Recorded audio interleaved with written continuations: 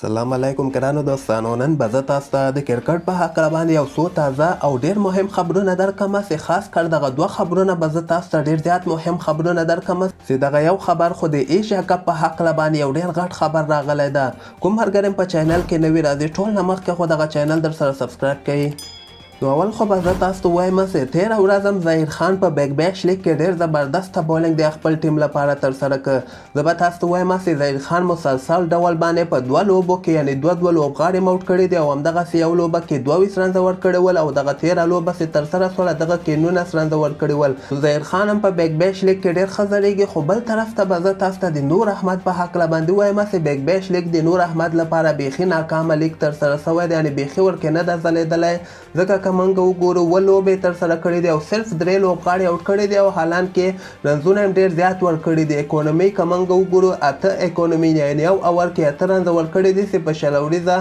کرکټ کې دغه ډېر غټ رنزونه یعنې ډېر زیات رنزونه حسابیږي. نو نور احمد ته پکار ده چې خپل بولنګ باندې ډېر زیات کار وکړي، انټرنیشنل سطح باندې ده ته ډېر زیات مهنت او خواري پکار ده چې خپل بولنګ باندې کار وکړي. نه علاوه به زه تاسو ته وایم چې آیرلینډ چې کوم ده د افغانستان ته هم د خطر زنګ ووهه، ځکه نن به زه تاسو ته وایم چې دوبۍ سره یې دغه دویمه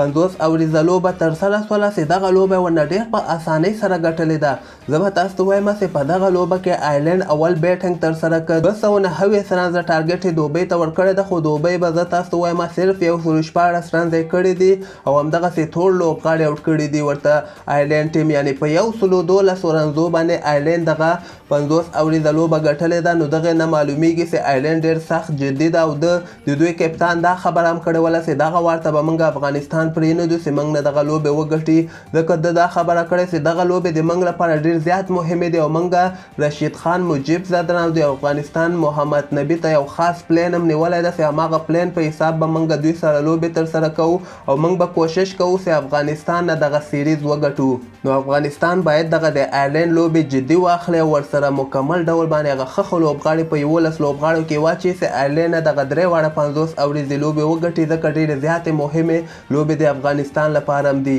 د نه علاوه به زه تاسو ته وایم چې د ایشیا کپ په هکله باندې یو ډېر غټ خبر راغلی ده. زه به تاسو ته وایم چې دغه یو ډېر بد خبر راغلی ده چې هندوستان ټیم چې کوم ده هغوی وایي چې موږ دغه کال ته چې کوم ایشیا کپ ترسره کیږي په دغه کې لوبې نه ترسره کوو. زه به تاسو ته وایم ایشیا کپ چې کوم دغه کال ته سریلانکا کې په جون جولای میاشت کې ترسره کیدونکی و. اول خو ټول ټیمونه تیار وو، خو بل طرف ته هندوستان اوس دغه کوشش کوي، یعنې دلته دوی وایي چې موږ به نیوزیلینډ سره هغه تیر سیریز چې د موږ کینسل شوی او هغه به په همدغه وخت کې په هندوستان کې ترسره کړو. ځکه ما تاسو ته ویلي وو هندوستان هغه کار کوي کوم کې چې خپله ګټي، ځکه که دوی چېرته ایشیا کپ کې ولوبېږي دغه ټوله ګټه خو سریلانکا ته رسیږي، خو بل طرف ته که دوی چېرته نیوزیلینډ هندوستان ته راوغواړي اول ته ورسره مکمل سیریز ترسره کړي، 50 اوریزې لوبې مو کې، شلوریزې لوبې مو کې، ټیسټ لوبې مو کې، دغه نه بیا هندوستان ته ډېره زیاته ګټه رسیږي. نو دوی وایي چې موږ دغه څومره وخت اوسه چې هندوستان کې لوبې نه دي سوي، موږ ډېر زیات تاوانونه کړي دي او موږ غواړو چې نیوزیلینډ او ساوت افریقا سره په دغه جون جولای میاشت کې